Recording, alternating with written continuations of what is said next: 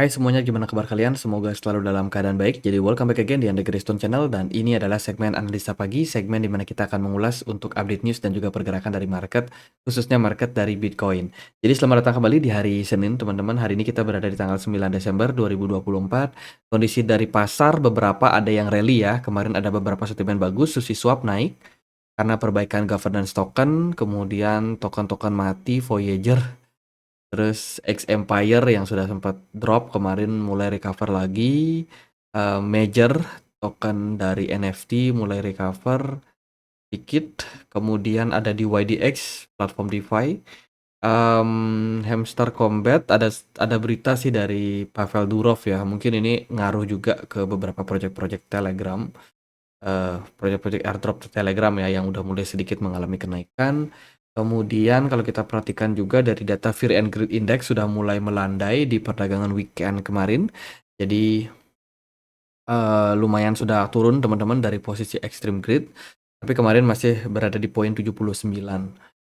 Hari ini hari Senin akan lebih volatile lagi untuk market, otomatis akan banyak inflow yang akan kembali masuk ke market. Tinggal kita melihat nih kira-kira market lebih dominan buyer atau seller untuk perdagangan hari ini. Jadi hari ini nggak terlalu gimana-gimana ya, ada beberapa news yang aku bisa sampaikan untuk perdagangan hari ini. Teman-teman, kita akan mulai pembahasannya mulai dari kalender ekonomi terlebih dahulu. Biasanya kalau hari Senin yang lebih meramaikan itu adalah activity di market Asia ya. Kalau kalian misalkan ada trade, biasanya di jam-jam pagi itu, jam 8 pagi, jam 9 pagi, market akan sangat-sangat volatile. Hari ini akan ada beberapa rilis data. Pertama dari Jepang ada GDP, terus dari Cina akan ada data CPI jam setengah 9 pagi nanti. Beberapa data ini mungkin akan memberikan gejolak untuk pasar forex. Mungkin akan ngaruh juga ke komoditi dan juga Bitcoin. Tapi biasanya hari Senin memang cenderung sangat-sangat volatile. Hari ini nggak terlalu banyak sentimen dari market ya. Aku mungkin bahas sedikit aja beberapa berita-berita yang berseliweran di news di Twitter ataupun juga di berita-berita majalah di kripto. Jadi yang pertama adalah kasus penggunaan utama Bitcoin tampaknya adalah sebagai penyimpanan aset ataupun bisa disebut sebagai emas digital. Ini sudah disampaikan langsung pada laporan keuangan kuartal keempat dari Departemen Keuangan Amerika Serikat ya. Kemarin kita sudah bahas di mana kripto dianggap sebagai salah satu aset digital seperti itu. Jadi ini good point untuk masa depan kripto ke depannya khususnya Bitcoin. Jadi ini adalah hal yang kita bisa lihat sebagai sebuah perkembangan dari sebelum-sebelumnya Bitcoin ditolak ya, di sana sini ditolak, sekarang udah mulai ada ya perbaikan lah bisa dibilang seperti itu. Kemudian Michael Saylor kemarin juga mengatakan ya, memerintahkan Amerika Serikat untuk menjual katanya cadangan gold yang dia miliki dan gunakan itu untuk membeli Bitcoin. Gitu. Jadi Michael Saylor adalah warga negara Amerika Serikat ya, dia pemilik dari perusahaan MicroStrategy, mana di wawancaranya di Yahoo Finance dia mengatakan pernyataan yang sangat krusial gitu. Dia melihat bahwa Bitcoin itu jauh lebih langka ya karena supply-nya dari awal sudah ditentukan 21 juta saja. Sementara emas bisa dibilang masih bisa ditambang. Artinya ketika ada penemuan penambangan baru tentang emas, maka otomatis suplai emas bisa bertambah. Memang emas secara kalkulasi di dunia ini katakan terbatas jumlahnya. Tapi ketika ada penambang baru, ya kan lokasi penambangan baru, otomatis emas yang bisa terdistribusi semakin lama semakin meningkat. Itu akan mendegradasi valuasi dari emas itu sendiri. Dan dia melihat bahwa Bitcoin ini menjadi salah satu aset yang bisa dibilang menjadi aset yang benar-benar limited, benar-benar terbatas, dan ini bisa saja memiliki value lebih tinggi daripada emas itu sendiri. Tuh. Kemudian dari berita yang lain datang dari Presiden Rusia juga mengatakan apa yang bisa ban Bitcoin. Jadi ini sebuah pernyataan dari presiden yang menurut saya sangat-sangat luar biasa ya. Dia punya awareness yang tinggi terhadap perubahan dari behavior pasar. di mana melihat bahwa Bitcoin ini sebagai salah satu aset investasi yang sangat-sangat menjanjikan, terutama yang bisa tahan terhadap inflasi. Jadi, ya sebuah kepercayaan diri terhadap Bitcoin. Kemudian dari berita yang lain datang dari PP ya. PP kemarin lumayan naik disebabkan karena banyak inflow masuk ke beberapa meme token, which is ini bagus untuk meme token itu sendiri yang memang sudah beberapa waktu terakhir emas lesu ya, nggak terlalu banyak movement seperti itu. Jadi masih akan tren teman-teman, jangan khawatir. Pavel Durov dikabarkan baru saja akan menjalani dia punya pemeriksaan di pengadilan Paris setelah beberapa bulan dia ditahan dan juga ya ini bisa dibilang menjadi pertama kalinya dia dipanggil untuk memberikan pernyataan terkait dengan kasus yang menimpa Pavel Durov sebelumnya. Kan Pavel Durov ditangkap melakukan apa namanya, gunakan kripto sebagai perdagangan ilegal dan lain sebagainya, dan itu ya bikin dia dijegal teman-teman, dan bikin harga ton juga nggak karuan ya, foundernya ditangkap.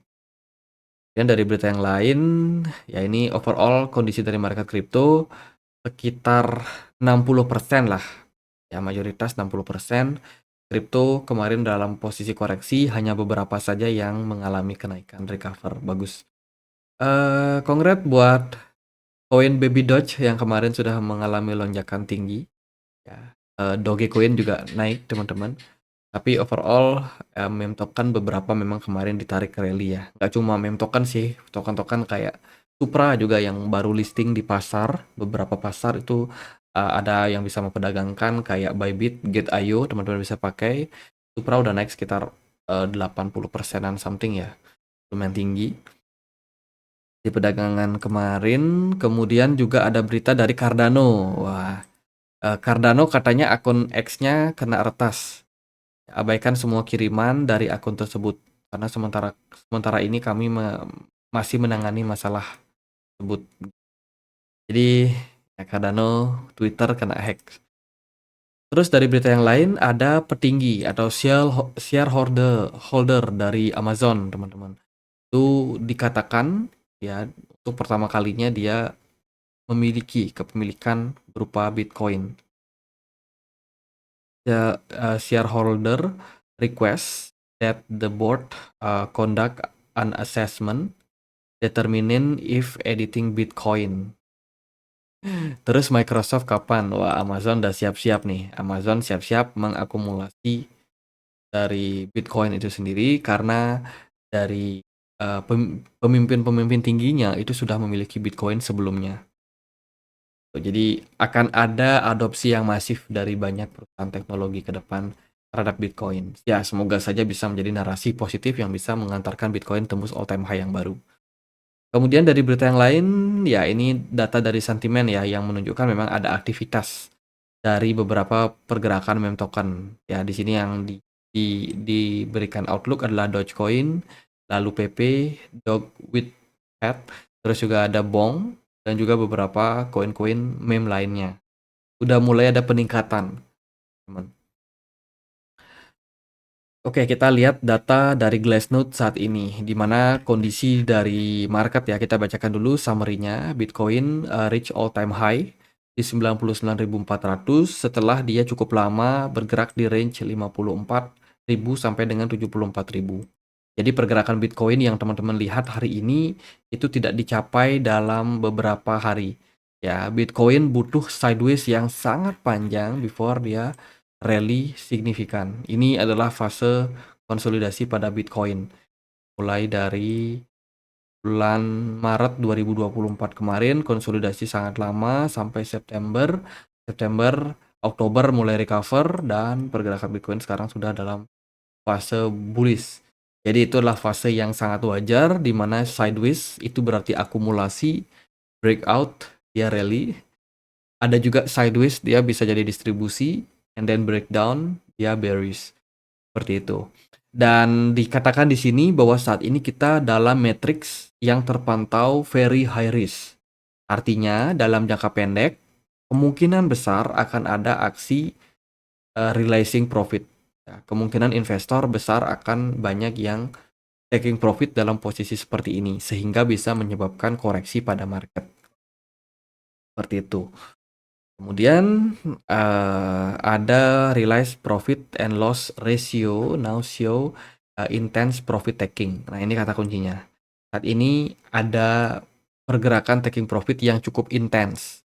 Ya, khusus untuk Bitcoin itu sendiri. Nah, Bitcoin yang di taking profit ada dua kemungkinan. Apakah investor masih eh, bertahan di market atau dia justru sudah keluar. Ya, taking profit di sini bisa punya arti ganda. Andai kata Bitcoin di taking profit dan whales justru pindah ke altcoin, bisa jadi seperti itu. Bisa jadi juga whales taking profit dan dia nggak masukin lagi dananya di market crypto. Bisa juga seperti itu. Jadi bukan berarti taking profit ini artinya negatif. Bisa jadi adalah peluang ataupun skenario pertama tadi. Bisa jadi digunakan untuk menggerakkan altcoin. Nah, karena kalau kita lihat dari korelasi data, BTC dominance sudah mengalami penurunan yang lumayan ekstrim di perdagangan beberapa minggu terakhir. Jadi ada kemungkinan bahwa whale sudah banyak berpindah ke altcoin. Gitu. Jadi dilihat dari matrix sebenarnya kondisi dari pasar Bitcoin sendiri so far so good ya. Dari matrix sangat-sangat bagus, masih dalam proses bullish untuk pasar. Kemudian ya paling harus diwaspadai adalah liquidation heatmap. Ya heatmap pada Bitcoin yang cenderung banyak menimbulkan gap ya sehingga di perdagangan kemarin aku pantau perdagangan futures nggak terlalu banyak ya disebabkan karena 2 hari terakhir kita dapat tekanan yang sangat tinggi untuk long and short squeeze pada market. Jadi harus mulai cooling down, harus jangan banyak yang trade di futures. Sebab kalau banyak yang trading di futures, market spotnya sepi teman-teman. Kalau market spotnya sepi, Bitcoin nggak bisa rally. Jadi dana ya mereka akan coba semaksimal mungkin untuk apa namanya menyikat habis ya yang ada di market futures, terutama yang leverage tinggi pasti akan cepat dibikin liquid teman-teman untuk lu jangan main di futures, main di spot. Karena kalau kalian di futures semua ya kan siapa yang gerakin spot gitu loh. Itu ya sekalian sih para big fund juga nyari liquidation ya, cari dana segar untuk mereka bisa pompa market dari likuidasi member-member yang ada di market future seperti itu. Itu. Kemudian saat ini kondisi dari supply pada Bitcoin itu dalam posisi yang tinggi. Artinya di posisi-posisi sekarang sangat wajar bila mana nanti akan ada aksi taking profit. Kita dalam posisi high risk, teman-teman. Jadi periode ini bukan berarti Bitcoin-nya langsung drop turun ya, belum tentu.